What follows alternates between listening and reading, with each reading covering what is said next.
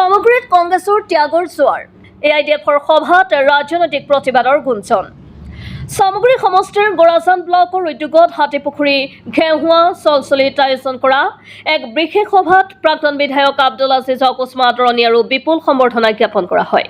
সভাখনত all India United democratic ফ্ৰণ্টৰ কেন্দ্ৰীয় কমিটিৰ সম্পাদক চম্পক কলিতা উপস্থিত থাকি ভাষণ প্ৰদান কৰে। তেওঁ সামগ্ৰীত আব্দুল আজিজৰ যোগদানে দলটোৰ ভেটি অধিক মজবুত হোৱা বুলি দাবী কৰে। আব্দুল আজিজ প্ৰাক্তন অসম মাইনৰিটিজ ষ্টুডেণ্টছ ইউনিয়নৰ সভাপতি। এআইডিএফত তেওঁ যোগদান কৰাৰ পাছতে দিনে নিশাই শ শ কংগ্ৰেছ কৰ্মী সমৰ্থকে ভাৰতীয় জাতীয় কংগ্ৰেছ ত্যাগ কৰাৰ খবৰ আহিছে। এই ঘটনাই সামগ্ৰীত কংগ্ৰেছ শিবিৰত ভূমিকম্পৰ সৃষ্টি কৰিছে বুলি সভাত মন্তব্য কৰা হয়। প্ৰাক্তন আমচুৰ নেতা ৰেয়াজুল কৰিমৰ লগতে ভূপেন বৰাই কংগ্ৰেছ ত্যাগ কৰাত দলটোৰ ওপৰত মুখ্য আঘাত পৰিছে বুলিও কোৱা হয়।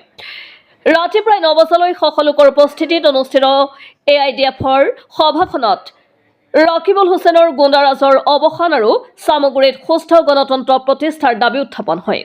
সভাৰ শেষত অংশগ্ৰহণকাৰীসকলে সামগ্ৰীৰ ৰাজনৈতিক পৰিৱেশত পৰিৱৰ্তনৰ সূচনা হোৱা বুলি দৃঢ় আশা ব্যক্ত কৰে।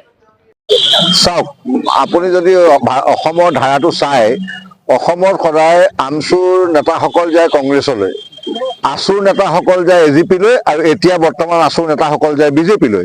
কিন্তু প্ৰথমবাৰৰ বাবে ধাৰাটো চেঞ্জ হৈছে। প্ৰাক্তন আমচু নেতা আমচু প্ৰেচিডেণ্ট আজিজ চাহাব এআইডিএফত যোগদান কৰিছে। আজি ৰেজাউল কৰিম চৰকাৰ, আজি আমচু প্ৰেচিডেণ্ট, তেওঁ এআইডিএফত যোগদান কৰিছে। আপোনালোকে জানে এই ৰেজাউল কৰিম চৰকাৰ যোগদান কৰিছিল কংগ্ৰেছত, কিন্তু কংগ্ৰেছত তেওঁ 36 ঘণ্টা থাকিব নোৱাৰিলে। তেওঁ যোগদান কৰাৰ পিছৰ পৰাই কংগ্ৰেছৰ অন্যান্য যিসকল নেতা আছিল তেওঁলোকে ইমান তুচ্ছ তাচ্ছিল্য, ইমান মিছামিছি কথা কৈ তেওঁক ব্যতিব্যস্ত কৰিলে। তেওঁ 36 ঘণ্টাৰ ভিতৰত কংগ্ৰেছ ত্যাগ কৰিছে। আজি সেইখিনি কথা আজি আমাৰ দলত যোগদান কৰি ৰেজাউল কৰিম চৰকাৰে কান্দি কান্দি কৈছে সেই 3 দিন মোৰ এনেকুৱা লাগিছিল, মোৰ দেউতা মৰাৰ শোকতকৈও সেই 3 দিন মোৰ গোটেই পৰিয়ালৰ কাৰণে মোৰ সুখ হৈছিল, দুখ হৈছিল। কাৰণ আমি স্বাভিমানী মানুহ, আমি ৰাজহাড় পোন কৰি থকা মানুহ। মোক এই কংগ্ৰেছে ইমান অপমান কৰিছে, মই সেই 3 দিন মৰি যোৱাৰ নিচিনা হৈছিলো। আৰু মই যেতিয়া কংগ্ৰেছ যোগদান কৰিছিলো তেতিয়াও মোক মৌলানা বদৰুদ্দিন আজমল ডাঙৰীয়াক তেওঁ দলত যোগদান কৰা নাছিলো, মোক শুভেচ্ছা দিছিল। আৰু যেতিয়া মই বেয়া দিনত অকলশৰে আছিলো তেতিয়াও এই মৌলানা বদৰুদ্দিন আজমল ডাঙৰীয়াৰ তেওঁ দল মোৰ বেয়া দিনত লগত থিয় হৈছিল। আৰু সেইকাৰণে আজি মই জাতিৰ কাৰণে মাত মাতিবৰ কাৰণে আজি মই এখন উচিত প্লেটফৰ্ম ইউডিএফত যোগদান কৰিছোঁ। আৰু আপোনালোকে জানে আজি অসমৰ যি মিয়া মোমন সিঙীয়া মুছলমান সংখ্যালঘু সংগঠনৰ নেতাসকলক বিজেপি আৰু কংগ্ৰেছে তুচ্ছ তাচ্ছিল্য কৰে আৰু একমাত্ৰ এআইডিএফে আঁকোৱালি লয়, তাৰ এটা আজি জ্বলন্ত প্ৰমাণ। আৰু আমি দেখিছোঁ ভূপেন বৰাই কংগ্ৰেছলৈ পদত্যাগ পত্ৰ পঠোৱাৰ লগে লগে গোটেই কংগ্ৰেছে গৈ ভূপেন বৰা আঁঠু লৈছে। আৰু সেই কংগ্ৰেছী নেতাসকলে কয় 20 বছৰৰ সংগ্ৰামী আমচু প্ৰেচিডেণ্টক চিনি নাপাওঁ বুলি কয়। আৰু ইয়াৰ জবাব অহা 26ৰ নিৰ্বাচনত অসমৰ জনসাধাৰণে দিব।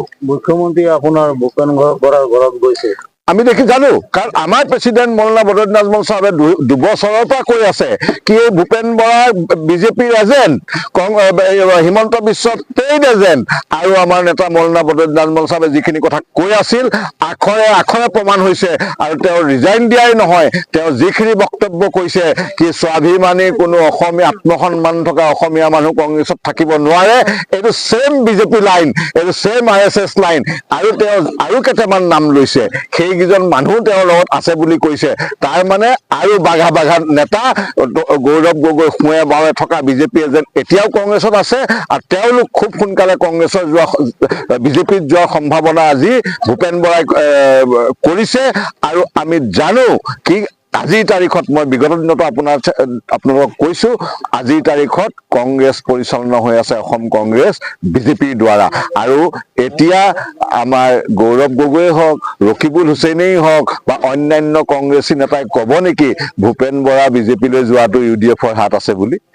আপোনাৰ 9:30 হ'ল ৰাতি, ইমান ৰাতি আপোনালোকে হাতীপুখুৰীতে ইমানখিনি মানুহ আনিবলৈ কেনেকৈ পাইছে? নিশ্চিতভাৱে আজি অকল হাতীপুখুৰীতো মই আচৰিত হৈছো। মইতো গুৱাহাটীৰ পৰা আহিছো, আজি ইলেকশ্যন কমিশ্যনৰ মিটিং আছিল, জইনিং প্ৰগ্ৰাম আছিল। মই আজি চাবক কৈছো, আজি চাব আজি আৰু নাযাওঁ, এতিয়াতো দেৰি হৈ গ'ল। কৈছে মই 8টা বজাত ক'ত মানুহ পাম? আমি আহি ইয়াত 8:30টাত পাইছো, এতিয়া ৰাতি 9:30 বাজিছে, এতিয়াও শ মানুহ ইয়াত উপস্থিত আছে, এজনো মানুহ আঁতৰি যোৱা নাই। এই all credit goes to Abdul Aziz সাহেব। আব্দুল আজিজ সাহেব যোগদান কৰাৰ পিছত আমি য'তেই গৈছো, দিনত হওক ৰাতি হওক, 9:30 10টা বজাত শ মুৰব্বী মানুহ, শ এডাল্ট ভোটাৰ আজিজ সাহেবৰ কাৰণে ৰখি আছে। আৰু চামগুৰি সমষ্টিত AIUDF-ক সাংগঠনিকভাৱে খুব কম দিনত খুব বেছি শক্তিশালী দল হিচাপে আত্মপ্ৰকাশ কৰাৰ কাৰণে আমি all credit goes to Aziz সাহেব। সেইকাৰণে AIUDF-ৰ তৰফৰ পৰা আজিজ সাহেবক আকৌ এবাৰ মই ধন্যবাদ জনাইছো।